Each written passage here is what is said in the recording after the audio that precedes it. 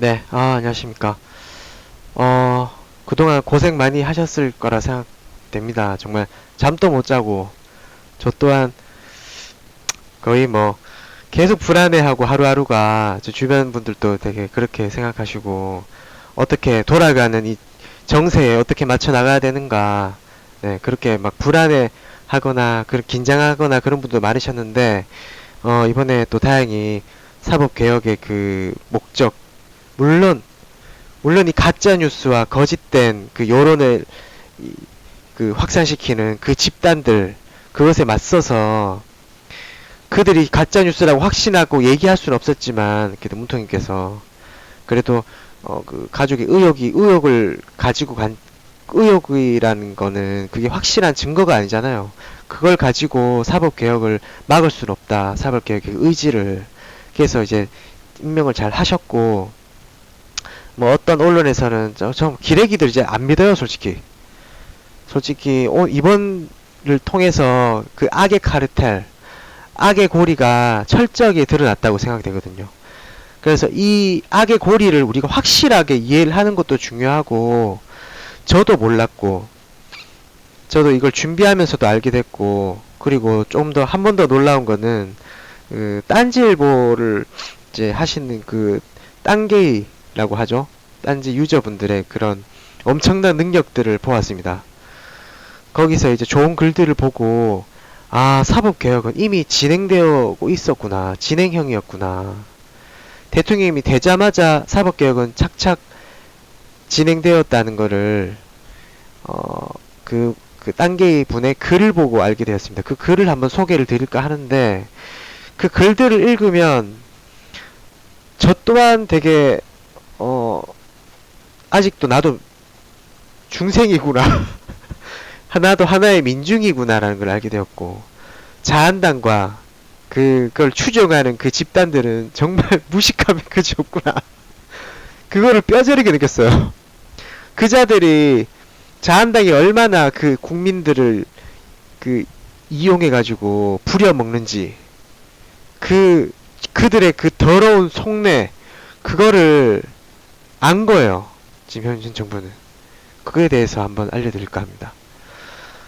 먼저, 최근에 이제 요 영상이 많이 돌고 있잖아요. 네, 이제, 그,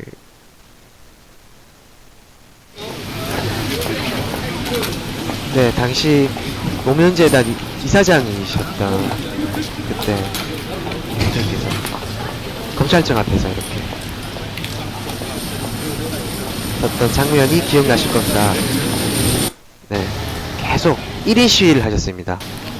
그 조현호, 네, 당시 경찰청장 소환 조사를 촉구하는 시위를 했던 그때가 엊그제 같은데, 문재인 대통령님은 어차피 지금 그 민변을 하셨고, 노동자를 위해서 대변을 또 하셨고, 그 다음에 민주화를 위해서 열심히 투쟁했던 학생들이나 직장인들, 일반인들을 위해서 무료 변호도 많이 하셨던 분이셨습니다.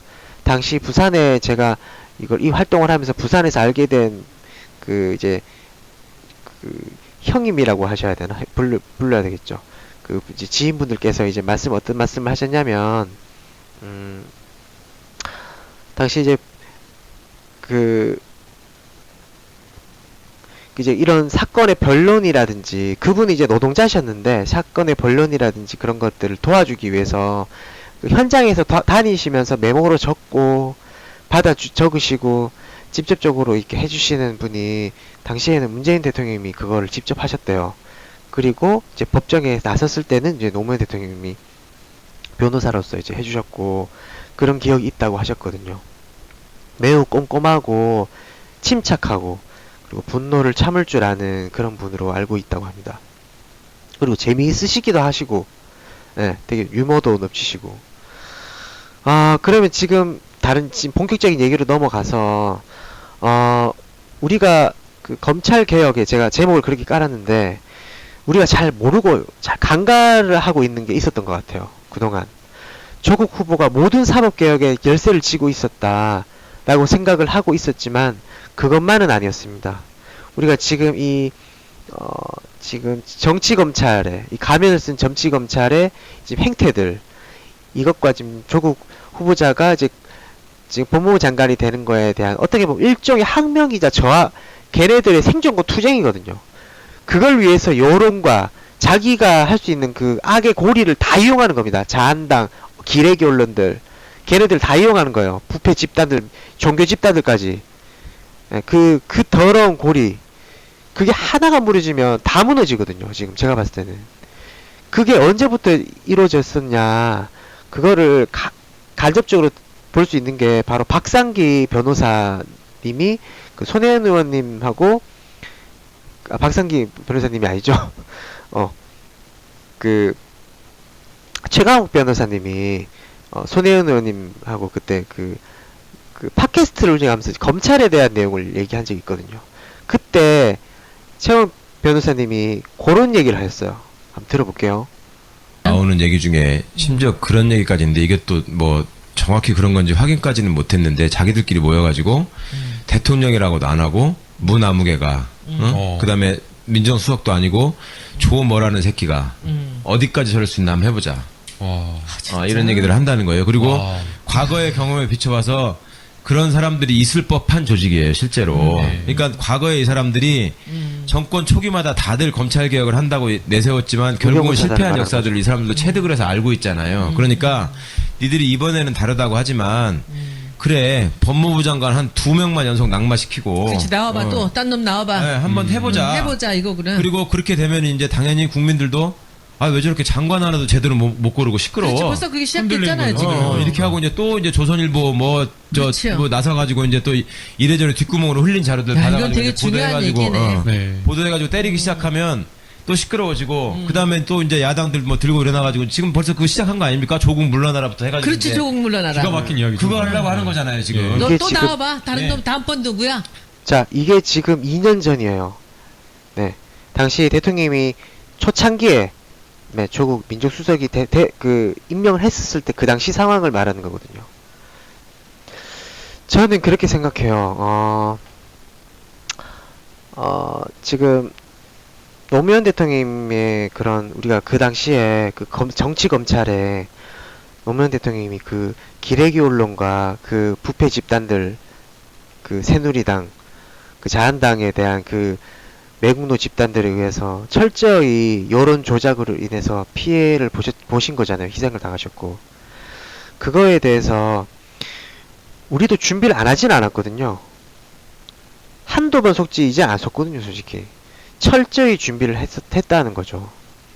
물론 앞으로가 시작이겠지만, 지금부터가 시작이겠지만, 그거에 대한 내용을 제가 한번 잠깐 보고자 합니다. 먼저, 제가 화면이 잘 보나요? 네. 제가 딴지 게시판에 저스트 본인이랑 영어 숫자가 아니고, 알파벳 1호 된 이분께 너무나 감사드립니다. 네, 저도 잘 모르는 이 검찰 세계를 너무나 쉽게 설명해 주셔서, 네, 너무 좋고, 매우 긴 글인데 제가 간략간략하게 짧게 한번 읽어보겠습니다. 근데 솔직히 이거를 저는 지금 시간이 없어가지고, 시간이 되면 이렇게 약간 동영상이나 PPT 같은 거 이렇게 영상을 만들어가지고 움직이는 화면으로 해서 쉽게 이해할 수 있는 그런 것들을 영상으로 만들 수 있는 우리 그 유튜버 분들이 좀 계셨으면 좋겠어요. 그래서 그걸 만드시면 진짜 좋을 것 같아요. 예. 그러면 지금 검찰, 부패 검찰, 그리고 지금 자한당, 그리고 언론, 이 악의 고리들, 얘네들이 왜 이 짓거리를 하는지, 이 쓰레기 짓을 하는지가 눈에 명확하게 드러나거든요. 예. 그 당시 세월호 사건 있었을 때 문재인 대통령님이 이제 그 유가족 분인가 어떻게 하면 좋을까요? 라고 하셨는데, 그때 문재인 대통령님이 이제 검찰을 개혁해야죠, 약간 그런 식으로 얘기를 하셨던 걸로 그런 이제 SNS를 본 적이 있거든요. 그게 그 말의 뜻에 이미 이 악의 고리가 작용하고 있다는 걸 이미 간과하고 있다는 것입니다. 네, 저는 그렇게 생각합니다.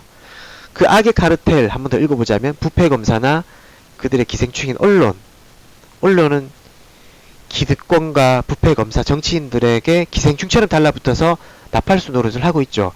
그리고 부패 기업들, 자한당 및 매국노 집단들, 한기총이나 이런 기독교 집단들, 뉴라이트 같은 그런 일본한테 나라까지 다 팔아도 사기치는 이런 집단들이죠.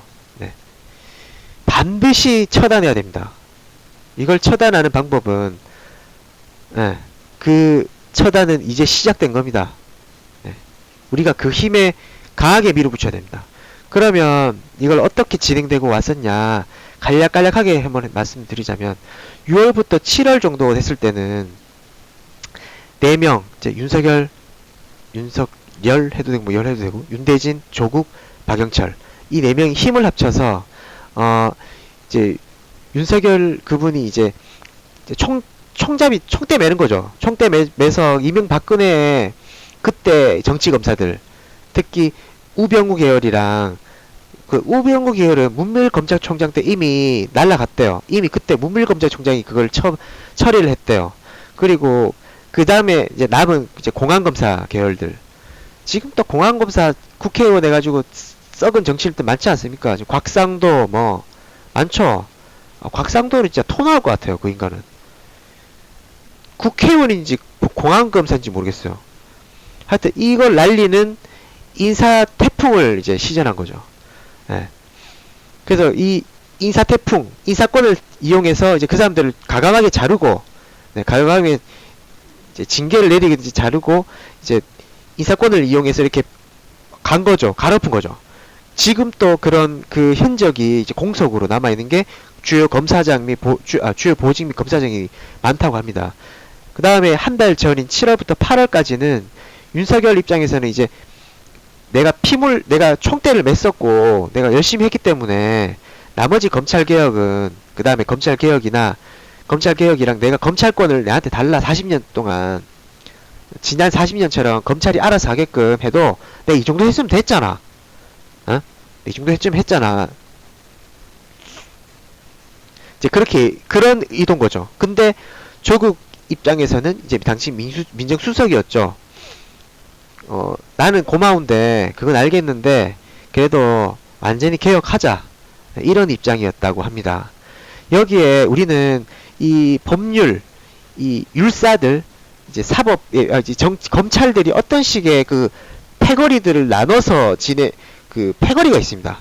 걔네들이 어떤 식으로 진행되었는지 이거를 법조 3륜이라 하더라고요. 여기 글 적혀 있다 보시피 법조 3륜, 즉 검사와 변호사, 판사 얘네들을 법조 3륜이라 하는데 얘네들이 이제 검찰청의 주요 보직으로 이제 있는 거죠. 그 주요 법률 3륜을 조국 민정수석은 그걸 깨고 법조 5륜을 만들자는 거죠. 왜냐하면 법조 5륜 특히 로스쿨 출신 지금 로스쿨이라는 이 법 제도가 실제 김영삼 정부 때 이걸 진행을 했고 그 다음에 노무현 정부 때 이걸 실제 실행을 하지 않았습니까?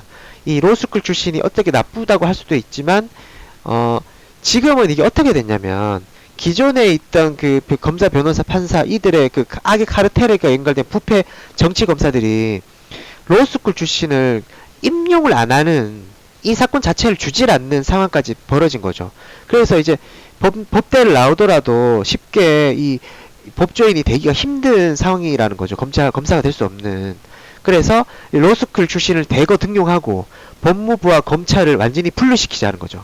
왜냐면 지금의 그 이전에 정치검찰이 있었던 것은 그 상부인 법무부와 아주 밀접한 관계를 가지고 있기 때문에 권한을 서로 거래를 할 수 있는 그 안 좋은 관계가 된 거죠. 그러면 권한은 더 커지잖아요. 맞죠? 안 좋은 검사가 생겼을 경우.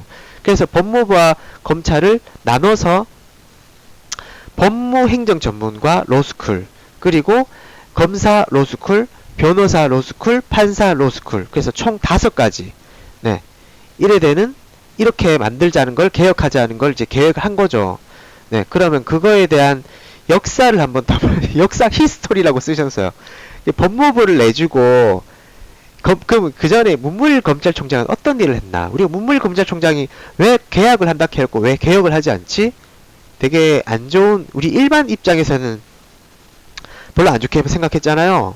근데 그게 아니었다는 거죠.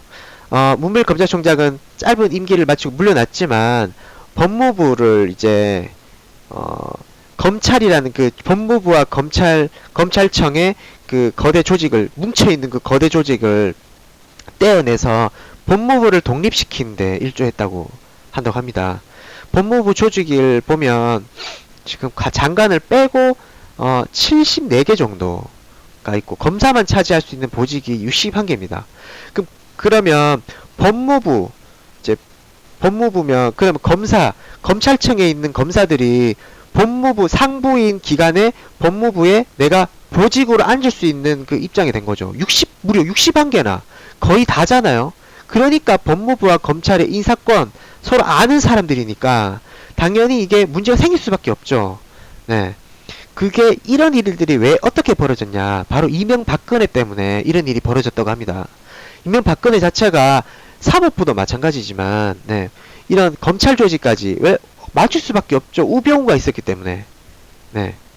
그게 맞출 수밖에 없는 거죠. 그럼 구체적으로 한번 보면 문재인 정부 취임 때 검사들이 1년에서 2년씩 파견 형태로 국실작금 10개 중 9개를 형식 검사장에 앉았고 파견 형태라고 하죠. 파견 형태. 그냥 하는 게 아니고 과장급 이상은 64개 중 32개가 검사가 차지하고 있었다고 합니다. 네. 그래서 이제 박상기 장관 이후에 박상기 장관에서 제도를 바꿔서 이제 법무부 검사만 앉을 수 있도록 해놨던 걸 이제 법무부에 검사만 앉을 수 있던 61개 아까 그거를 44개 자리를 검사 외에도 앉을 수 있게 그러니까 완전히 바뀐 거예요. 61개 중에 44개의 자리를 검사 외에도 앉을 수 있도록 만들어 놓은 거죠. 그러면 완전한 개혁이죠. 그러면 아까 전에 말했던 일반 변호사나 다른 그 로스쿨 관련된 아니면 일반 교수라든지 법조계 그 법학에 관련된 교수까지 학자라든지 그런 사람들까지 앉을 수 있게 바꿔놓은 거예요. 이게 엄청난 일을 하셨다고 봅니다. 저는 그거에 대해서 구체적으로 한번 말해보자면 먼저 첫째 법무부 내 실국 본부장직의 검사를 줄이고 검사를 줄였다는 거죠. 그 다음에 외부 변호사 인력으로 넣었다는 거죠. 그리고 출입국 외국인 정책 본부장 그리고 인권본부장에 검사직위가 아닌 외부 변호사 인력을 넣었습니다. 이거에 대한 약간의 저는 하나 읽을 수 있는 게 출입국 외국인 정책 본부장을 검사 출신에 넣으면 충분히 당시 그런 일도 있었어요. 이명박이 그 돈을 저수지에 숨기기 위해서 외교 직원회 의원 그 이런 그 돈을 그 뭐라고 했지? 그 외교 그 주머니가 있잖아요. 그걸로 이제 움직이는 거는 이게 세관 통과가 그걸 검색이 안 된대요. 그런 식으로 비자금을 하지 않았냐라는 정황이 있었거든요. 그러니까 보다 투명하게 하기 위해서 출입국 외국인 정책본부장과 인권본부장 아주 중요하잖아요. 우리 인권 이제 국민들을 위한 인권본부장이 검사직이 아닌 외부 변호사 인력을 넣도록 했고 거기에 민변도 들어갈 수도 있겠죠. 그리고 법무부 내의 39개의 검사들이 맡은 직위에 외부 인력을 꼽을 수 있도록 행정을 자체를 바꿔놨다고 합니다. 행정 시스템 자체를. 이게 엄청난 일 아니겠습니까? 짧은 2년이라는 기간 동안. 그리고 평검사가 맡은 직위 10개, 검사 과장직이 맡은 3개의 보직에 외부 변호사까지 넣은 총 61개, 44개의 이제 44개 자리에 이런 식으로 이제 개혁을 일으킨 거죠. 그래서 막 검사 44개 보직이 날라가서 검찰의 비대화를 줄이는 업적으로 만드신 거, 네, 이렇게 일을 했고, 자, 그러면 이제, 문제는 검사만 앉을 수 있는 이 자리에 변호사 등 관련 법조인이 이제 부임할 수 있게 바뀌었죠, 지금같이. 근데, 지금 또, 아직까지도 검사가 차지하고 있다는 것입니다. 일부. 네. 그러면 이제 자리를 노리고 있던 2년 동안 그 여러 준비를 했던 교수라든지 연구의원, 유학파 출신, 로스쿨 출신 그런 막 법조인이 돼야지 하던 그 젊은 청년들과 그 인재들이 채용 공고가 날 기다리고 있는 거예요. 네, 기다리고 있겠죠. 이제 그런 움직임들이 대충 파악을 할 거 아니에요. 이거 준비하시는 분들은. 이 인사를 집행할 사람이 바로 법무부 장관 후보자라고 합니다. 바로 오늘 임명된 조국 법무부 장관이라고 할 수 있겠죠. 그래서 9월 초에서 꼭 부임해서 진행해야 한다는. 네. 그리고 나머지 법제도 또한 이제 가을 정기국회에서 장관 명의로 제출해서 바꿔야 한다고 합니다. 그래서 장관 부임이 늦어질수록 이제 인사 개혁 자체가 힘들어진다는 거죠. 네. 이 신규 이런 인재들을 바로 등용할 수 있는 그거를 이뤄지면 뭐 내려치고 이런 게 아닌 거죠. 인사권으로 이렇게 자연스럽게 변화할 수 있는 거라는 거죠. 네. 그래서 어떻게 보면 이제 강압적인 예전과 같은 그런 거는 완전히 다르죠. 물론 이런 개혁조차도 검찰개혁의 핵심인 법무부 검찰국장과 그 다음에 얘야 핵심 보직은 아직 건드리지 못했다고 합니다. 네.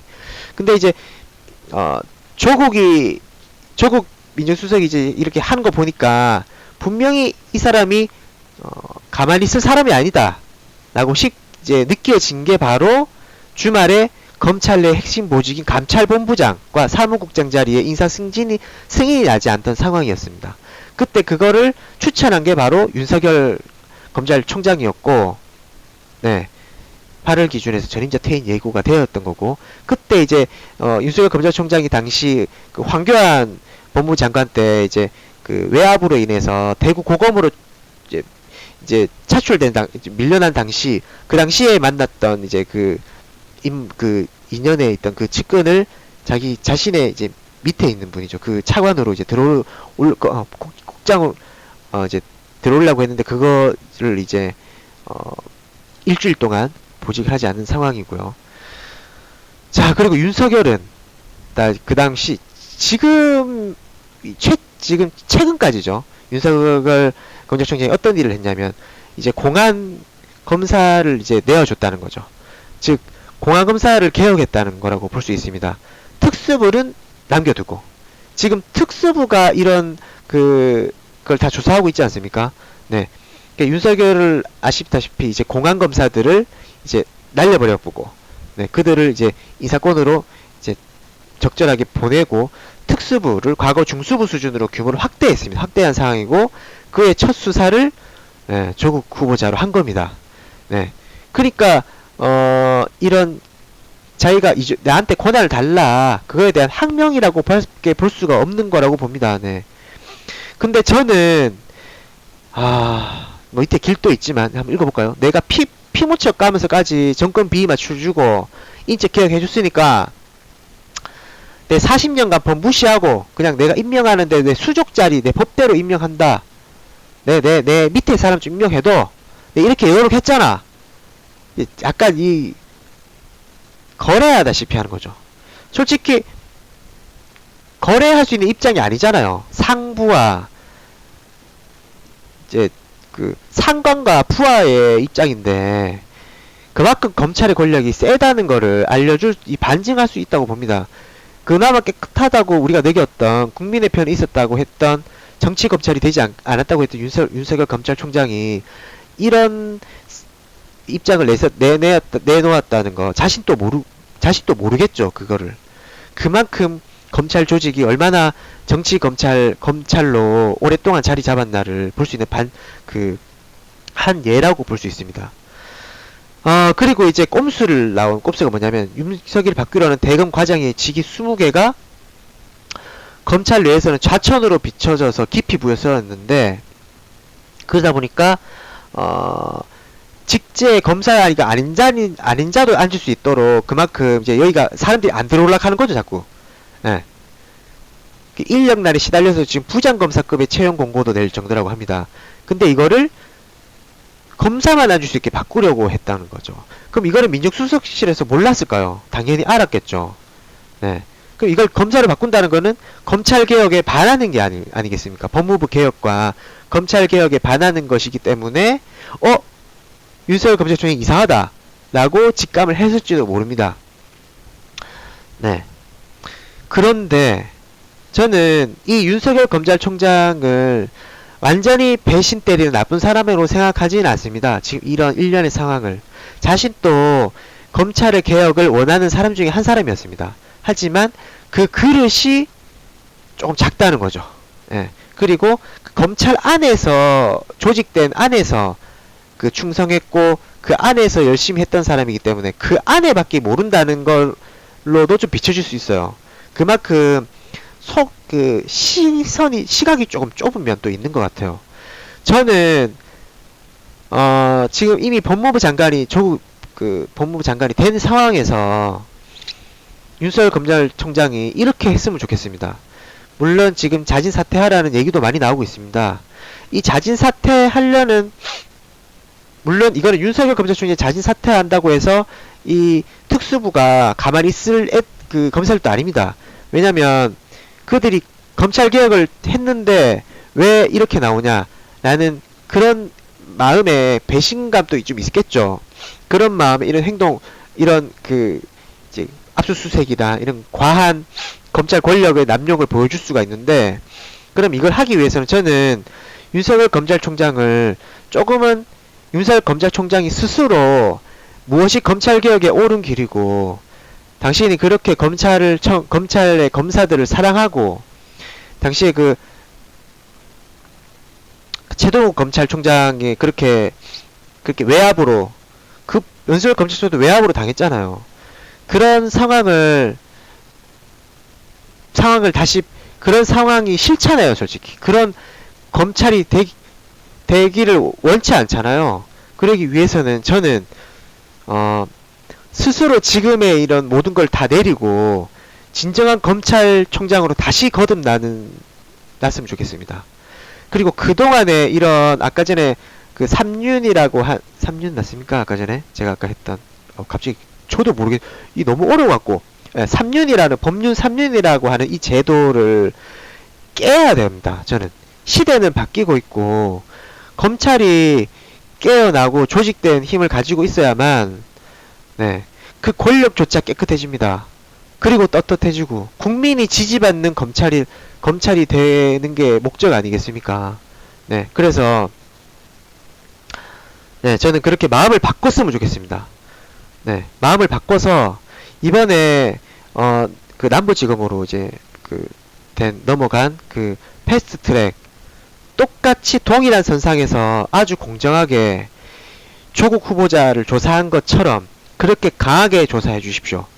수사해 주시고, 그리고 기소해 주십시오. 네. 그렇게만 나온다면 국민은 다시금 지지할 것입니다. 네.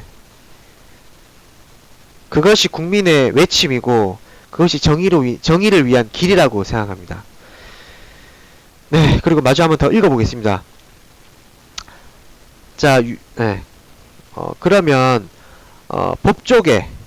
법조계는 이제 또 다시 대동단결이 된 겁니다. 이 3윤, 정치 검찰들은 다시 자기들끼리 똘똘 뭉친 거예요. 아까 윤석열 밑에 특수부, 네.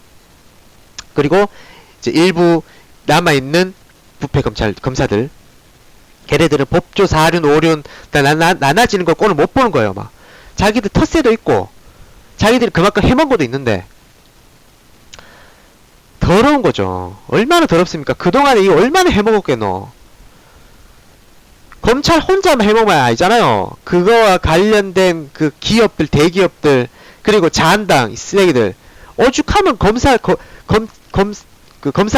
수사한 내용을 그렇게 흘릴 수가 있습니까? 이거는, 엄연한, 이건 진짜 검찰의 완전히 비상사태입니다. 내가 봤을 때는. 검찰 조직 죽었다는 뜻입니다. 정말 깨어있는 검사라면 지금 자책하고 이게 자성의 목소리를 내야 되는 상황입니다. 이거는. 근데 이 정치 개검들은 아까 전에 말했던 어디 사시도 안 친 애들이, 예? 어디 로스쿨 학교 그런 출신 따위가 감히 우리 머리 위에 앉으려 그래. 뭐야 너희들이. 내가 위에서 박수 주는 백이 얼만데. 이렇게 나오는 거죠. 네. 근데 이거를 감정적 반발을 구체화시킨 게 바로 법무부 법조 인력과장 인사. 이게 이게 이제 변호사 변시 합격률을 관리하면서 법조 상륜 독점 체제를 유지하는 게 바로 이 자리라는 거죠. 엄청난 자리네요. 네. 2조자랑 싸움과 같은 조선시대. 그만큼 엄청난 자리이기 때문에 이걸 차지하기 위한, 네, 이거의 인사권을 가지고 지금 싸우는 것 같아요. 네, 이제 이게 개혁과 개혁이 아니냐라는 거를 바로 알 수 있게 된 거죠. 그래서 지금 이 위에서 이야기했던 결국은 검사가 앉고 있는 자리에는 반드시 비검사를 내보겠다는 거. 그게 우리가 얘기하는 그 정관예우가 있지 않습니까? 정관예우. 아주 썩어 빠진 거거든요. 일반 회사에서도 그런 일이 있습니까? 일반 회사에서도 내가 퇴직을 했는데 내 아는 선배가 그 아직 있다 좀 잘해줘라. 이게 말이 됩니까 이게? 완전히 이건 무슨 뭐 왕국도 아니고 말이야. 뭐 아직까지 검찰은 조선시대예요. 예. 그러니까 자기들이 정관예우로 막 똘똘 뭉쳐가 자기들끼리 막 악의 고리 막 건너가 막 내가 낸데 막 그게 내가 막 그 뭐고 우리가 남이가 뭐 이게 똑같잖아 김기춘하고. 애가 막 꼭 똘똘 뭉쳐가 막 그걸 남한테 뺏기려고 하니까 싫은 거야 막. 예. 그래가지고 조국 후보를 이제 날리려고 했던. 네. 근데 조국 후보가 당당하게 청문회에서 말해버린 거예요. 저는 과연 원래 깨끗하게 사셨지만 청렴하게 사셨지만 과연 그렇게까지 내가 대놓고 나는 검찰 개혁을 하겠다라고 얘기하면서까지 그렇게 갈 수 있었을까요? 그냥 저도 그래서 한참 들었거든요. 청문회 들었을 때. 지금 우리 깨시민 하시는 분도 그 얘기 하시더라고요. 청문회 하는데 내가 사법개혁을 한다 대놓고 하는 사람이 있노? 그냥 몰래 싹 들어가가지고 사법개혁 일으키면 되지. 그런데 저는 외친 것도 뭔가 약간의 뭔가 좀 생각이 있지 않았을까. 네. 미끼를 물게끔 하는 그런 것도 있지 않았을까라는 생각도 좀 듭니다. 물론 이게 제 생각이고요. 자, 그럼 이 로스쿨에 아까 그런 요건 얘기했죠. 네. 그러면 우리가 생각하는 가장 그 언론, 기레기 언론에 대해서 한번 생각해 볼 필요가 있습니다. 왜 언론은 이따위 짓을 하는가? 이런 쓰레기 짓을 하는가? 바로 법조 3륜의 이제 기생충으로 먹고 살고 있기 때문이죠. 그래도 나와있다시피 사법연수원 기수 1에서 10기 등 출신 고등학교, 대학 연결된 학연 지견으로 걔네들이 자리 보고 이제 부장이 되자 같은 학교 출신의 기자를 붙여가지고 얘네가 수사해서 기소한 사건을 신문에 딱 내준다고 합니다.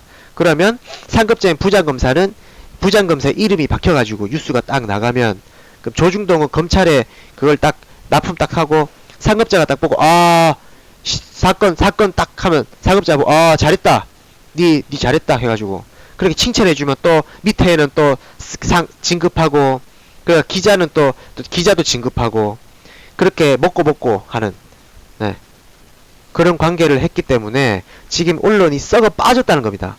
지금의 현재 언론은 그냥 위에서 지시해서 쓰는 인간 그리고 그걸 그대로 받아 적는 인간 절대 취재하는 인간들은 별로 없어요. 자기가 취재해서 나가는 인간들은 거의 웬만하면 단독 왜냐면 취재를 거의 안 나가. 그냥 카메라 기자들은 많이 나가. 그리고 그냥 걷는 거 쓰는 거 돌아다니는 거 쓰고 뭐 정치인들 자기가 직접 취재해서 물어보거나 이제 탐사보도 같은 걸 하지를 않는 거죠. 그래서 탐사보도라는 단어 자체가 솔직히 의미가 없어요. 본래 기자들은 탐사할 수 있는 그런 능력을 모두가 갖춰 있어야 된다고 생각해요. 지금은 다 받아 적기 맞잖아요. 컨트롤 C, 컨트롤 V. 그러니까 기레기가 넘쳐나는 거예요. 막 개나 소나 다 기자 되고. 하여튼 병신들 정말 그냥 그렇게 하려고 하면 누가 기자를 내? 그냥 옆에 초등학생 보고 그냥 알바 시켜가지고 컨트롤 C, 컨트롤 V 하면 돼. 시키면 되겠다. 그러니까 지금의 기레기들이 얼마나 그 기사들이 얼마나 악의적이고 비열하고 찌질하고 하여튼 비겁하고 그런 내용이 기사들만 계속 싣고 그런 것들이 일러지는 게 바로 이 법조 3륜에도 영향을 미친다는 거죠. 물론 자한당도 영향이 있겠죠.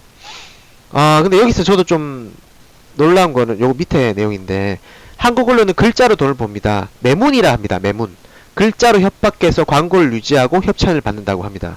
이 핵심으로 권력자를 만들고 흠집내고 물줄을 보호하고 그게 바로 광고를 하고 난 다음에 협찬받으면서 그 기업을 서로 윈윈해서 보호해주고 언론은 그 기업을 감싸고 기업의 부패를 감싸고 거기서 검사는 또 수사를 무마해주고 그런 관계들 여기서 정치 검사가 생기는 거죠.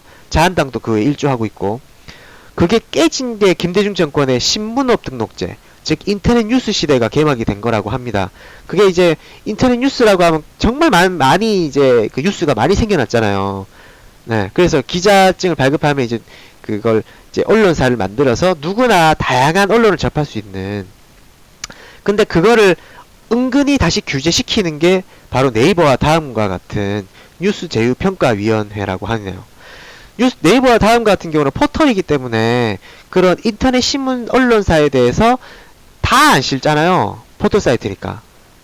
거대 언론사만 몇 군데 실죠.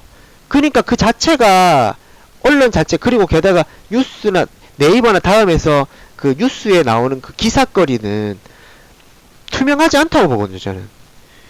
꼭 중요한 거 이슈는 안 올라가고 이상한 것만 자꾸 올라와요, 지금. 오늘은 문재인 탄핵이라는 게시글 또 계속 네이버는 다음에는 거의 1등만 계속 달렸어요. 근데 네이버는 아니 없어요. 문재인 지지가 계속 문재인 탄핵만 2위 3위 하고 있어. 근데 저도 아까 전에 그 검색을 해보니까 검색량이 문재인 지지와 문재인 탄핵이 왔다 갔다 해요. 서로 경쟁 엎치락 뒤치락 해요. 근데 그렇게 균등하게 엎치락 뒤치락 하면 네이버에서 떠야 되거든요. 아예 안 뜬다는 것에서 네이버가 조작을 하고 있다고 봅니다. 저는 네이버는 이제 완전 대놓고 조작질 하고 있어요. 이런 위에 언론 돌립을 위해 정부 광고법으로 정부 광고를 공정하게 배분했더니만, 예, 이 보너스를 재벌들한테 받겠다고 지금 이런 짓거리를 한다고 합니다. 네, 매문이죠. 네. 하여튼 이렇게 언론이랑 같이 해가지고 키운 애들이 검사장 승진을 앞두면 뇌물을 대기업이 다니는 친구가 이제 대기업 다니는 친구가 그한테 뭐 수억짜리 도자기나 미술품 주고, 네, 그 다음에 인사권을 또 이제 얘가 인사권 이용해가지고 또 기업체 또 국무 돼가지고 서로 윈윈해가지고 국무총리까지 된 사람, 누군지 알겠네. 아까 말했던 그 윤석열 검찰총장 대구 고검으로 외업시켰던. 네. 근데 이런 악의 고리를, 악의 카르텔, 그걸 집중 케어하는 솔루션, 그걸 조국, 네, 장관님이 할 수 있다는 거죠. 네, 그걸 깰 수 있다는 사람이 있는 게 조국 장관님이라는 거죠. 네, 그래서 그걸 이제 개혁이 시작된 거라고 봅니다. 네, 거기에 국민이 더 나서야 되고요. 네.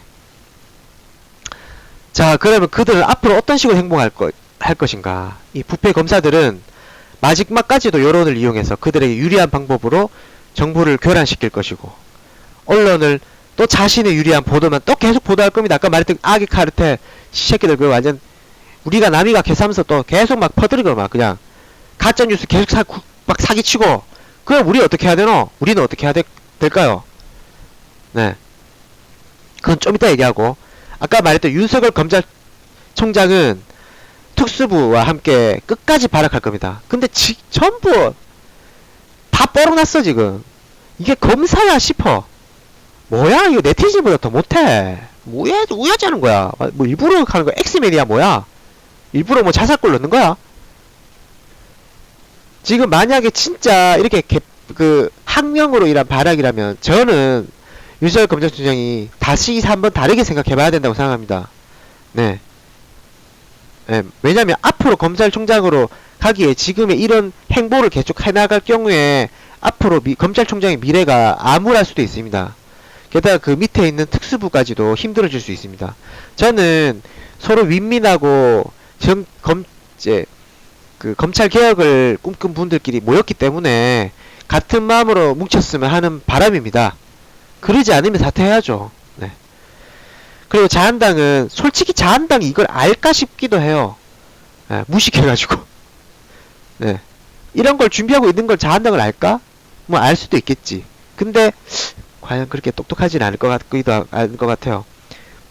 얘네들은 왜냐면 기레기 언론들이랑 그 매국노 아무것도 모르는 그 어르신들 이용해가지고 그 바닥에 나아가 장애투쟁한다고 하잖아요. 그게 과연 도움이 될까요? 도움 안 되거든요. 저는 자한당은 2017년 문재인 대통령이 되자마자 너희들은 납작 엎드렸어야 돼. 새끼들아, 진짜. 이 쓰레기 새끼들. 자한당은 이제 그나마 이제 카르텔 연결고리마저 끊어질 수도 있는 상황이 온 거죠. 게다가 언론도 가만 안 있을걸요. 지금 그 방통위원장 그분도 만만한 분이 아닙니다. 우리가 지금 조국에 집중하고 있는 사이 방통위원장 엄청 무서운 분이거든요. 그분 종편 개혁하실 분입니다. 네, 가짜뉴스 척결하고. 네, 그분의 활약상 또 한번 지켜보시는 것도 좋을 것 같아요. 물론 우리도 일반 우리 깨어있는 시민들도 가만히 있으면 안 되고요. 신고 계속 해야 되고, 그 신고를 계속 해야 되고 알려야 되고. 네.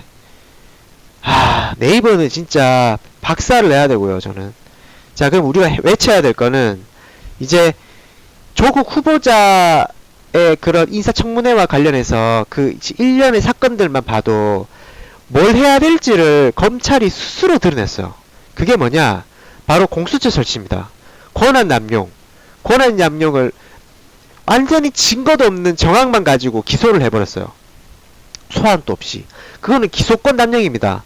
기소권은 검사만 가지고 있는 그 권력이거든요. 수사권은 경찰과 검사 모두 가지고 있지만, 근데 수사권은 검사가 약해요. 경찰처럼 디테일하지 못해요. 그러다 보니까 지금 이런 뽀록이 난 거예요. 네티즌보다 못한 결과물을 가져온 거예요, 지금. 스스로 무덤 파는 거야, 지금. 이거 똥불차게 생겼어. 그래서 공수처 설치를 이참에 외쳐야 되고, 가짜뉴스 및 언론법 개정, 그리고 처벌해야 된다, 이다들. 가짜뉴스, 그리고 자기들이 보수라고 얘기하는 그 쓰레기 매국노 유튜버들, 사기치는 그 유튜버들, 어르신들 맨날 그런 거 보도록 믿게끔 만들고, 완전히 그 나라를 좀먹는 그 집단들입니다, 그 인간들은. 완전히 싸그리 없애버려야 됩니다, 그 인간들. 독일 보십시오. 독일처럼 강하게 나가야 됩니다. 그래야지 찍소리도 못하지. 걔네들은 법 얘기하면 벌벌 떨어요, 또. 실제. 겁도 많아갖고. 그리고 검찰의 수사 유출 처벌법 개정 및 처벌. 검찰의 이번에 수사 유출, 주강덕 의원이나 김진태 의원, 포레식, 그런 수차 유출해서 강력하게 조사해서 반드시 처벌해야 됩니다. 그 자들이 누군지 반드시 밝혀내고. 그리고 이런 검찰이 수사 유출했는 거에 대해서 경찰도 가만히 있으면 안 된다고 생각합니다. 경찰에도 수사권이 있거든요. 네, 이거에 대해서 이미 고발장이 들어갔죠. 네, 경찰도 가만히 있으면 안 된다고 봅니다. 그리고 검찰 개혁을 위한 외침을 함께 해주셔야 됩니다. 이 검찰 개혁이 이루어지면 지금의 현 정부, 문재인 정부는 반 이상이 성공했다고 봅니다. 다른 정부가 이루어져도 무난하게 잘 갈 수 있다고 보거든요. 그만큼 검찰의 권력이 막강하고 검찰의 권력이 그 부패했다는 거를 반증하고 있지 않습니까? 지금 법률, 그 3윤이라는 그 단어 하나만으로.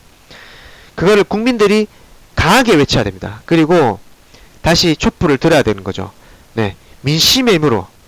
민심은 정치인과 누구보다, 어떤 지민단체보다 더 앞서 있어야 됩니다. 더 앞에서 더 외쳐야 됩니다. 이런 국민을 상대로 사기치는 그 친일 매국노 뉴라이트, 감히 촛불을 이용하는 그 대학생 매국노 집단들. 오늘 서울대 거기 하는 거 그 딴개이 분들이 영상에서 봤다는데, 학생진 검사한다는데 개구라였어. 씨발. 학생진 검사한다는데 앞에만 검사하고 뒤에 검사도 안 하고 다 들어와. 막 어디서 구라를 쳐 진짜. 근데 그럴 줄 알았어, 내 진짜. 씨. 그리고 이걸 이용하는 자한당, 그러면서 맨날 청년 모두를 대변하는, 청년 모두는 자한당과 이 대학생인 척하는, 서울대인 성인 척하는 이 사기꾼들한테 더 분노하고 있다. 정말 청년들은 그걸 알아야 된다, 정말. 그리고 이 기레기 언론들, 그걸 가만히 쳐가가지고 거기서 라이브 찍고 있는 기레기 언론들, 조국 수호 집회 때는 진짜 엄청나게 많은 사람이었는데 신문 기사가 거의 하나밖에 안 났어. 그것도 글만. 와, 말이 돼? 늙은